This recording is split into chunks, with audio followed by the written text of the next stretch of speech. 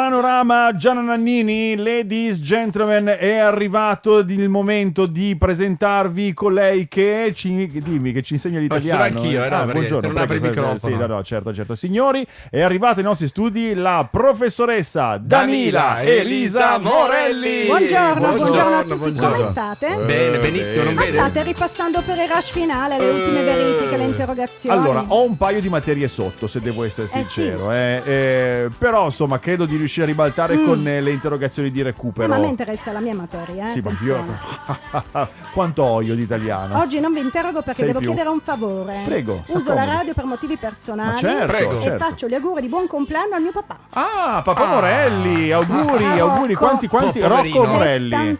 78 No, poverino. Ma per me poverino. ne ha sempre 35. Sempre 35. Tu pensa, povero papà Morelli, No, con una c'è. prof in casa, mamma mia. C'è questa cosa che si vedono le persone importanti della nostra vita sempre con la stessa età.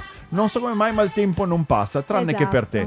Ma perché tu non sei importante per me, è evidente, Per no? quello. È questo. Bene, di cosa parliamo oggi? Proprio perché mio papà ha iniziato il suo giorno di compleanno accompagnandomi a fare l'esame del sangue, Oh, che parliamo meraviglia. di sangue. Ah, che bello. Che è una parola che ovviamente arriva dal latino, ma la Sì. cosa curiosa è che i latini, che sono sempre un po' più precisi di noi, avevano due termini. Sì. Il sanguis, per il sangue che scorre ancora dentro il corpo. Sì. E poi quando invece per una ferita, una battaglia, una cosa, Cadeva il sangue per esce terra. fuori, cruor, scusate la mia R. Cruor. Da cui la parola Cruento. Cruor, che bello. Non devi rifare la sua Esatto. R. È il cruor. No, cruor, no. Ma com'è cruor. possibile che noi abbiamo due esperte che lavorano con noi, la Morelli e la nostra food blogger, tutte Sì. con la R moscia? Ma perché? R boh, francese, non perché R noi ammosciamo qualcosa, probabilmente. Esatto, Non esatto. lo so. Va bene, allora. Allora, ovviamente sangue, sanguinolento, sanguigno, eccetera. Esiste però anche tante parole che non derivano dalla radice latina, ma dalla radice greca. Ah. Per esempio, io prendo il laccio emostatico o un Emos. ematoma, eccetera.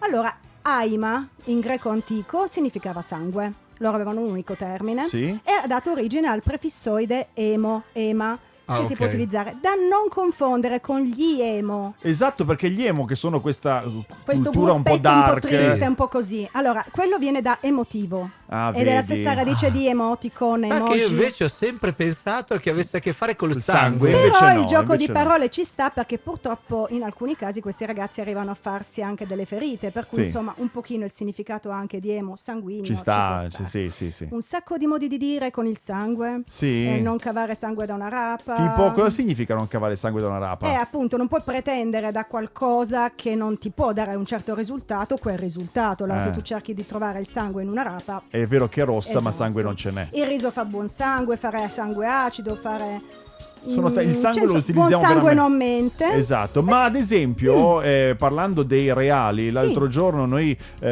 citavamo i Savoia, tendenzialmente i reali hanno il sangue blu. Sì, è un modo di dire che pare derivi dal fatto che, visto che i nobili non prendevano mai il sole perché potevano fare una vita da nababbi nei loro castelli, quindi non erano i contadini all'aria aperta, la pelle era molto chiara. Sì. E quindi si distingueva il nobile dal fatto che le vene si vedevano benissimo perché la pelle era chiara e quindi il blu sotto si vedeva. Ah, vedi, è una Il questione sangue banalmente blu. cromatica, Esatto. perché effettivamente Sì. i nostri vasi sanguigni risultano bluastri. Sì. Un altro modo di dire col sangue è un bagno di sangue. Sì. E qui passo a Trump, Sì. che ha detto il bloodbath. Sì. Perché in inglese la parola sangue è blood, ma si dice blood, da cui per esempio un cocktail famoso, Tipo tipo il Bloody Mary. il Bloody Mary, quindi anche il Sì, Bloody sì. Mary in qualche E modo perché si c'entra. chiama così? Non lo so. Non lo so. Beh, intanto perché c'è del pomodoro dentro. Sì. Vodka, pomodoro sono i due ingredienti principali. E poi perché prende ispirazione dalla Maria la Sanguinaria, che era la sorellastra di Elisabetta I. Chi era Elisabetta prima? Beh, Elisabetta, la stagione d'oro dell'Inghilterra, regno il 600, inglese, sì, esatto. sì, Io non dico niente. No, Sì, è no. meglio Su Elisabetta tacere. I. Allora io vado bene in Glistiamo. scienze, mica in storia. Ma Vabbè, smetti. questo ok, va bene, ce ne faremo una ragione. Maria la Sanguinaria era una delle tante figlie di Enrico VIII, sorellastra di Elisabetta I, la prima a salire sul trono prima di Elisabetta, e colei che cercò di terminare? uccidere tutti i protestanti. Eccolo ne ha ammazzati lì. più di 300. Ecco. Per cui Beh. Maria la sanguinaria Che o la carina. cattolica, si può scegliere Sì. il soprannome. Beh, chiamiamola Ma è la cattolica, fa meno sanguinaria che è paura. diventata e ha ispirato il Bloody Mary. Ma che meraviglia! Bene. E io Voilà. che mi sarei fatto un No, cocktail, però arrivederci volevo- prof, niente. è finito, Arrivederci. peccato, Arrivederci. arrivederci, No, ma volevo- salve!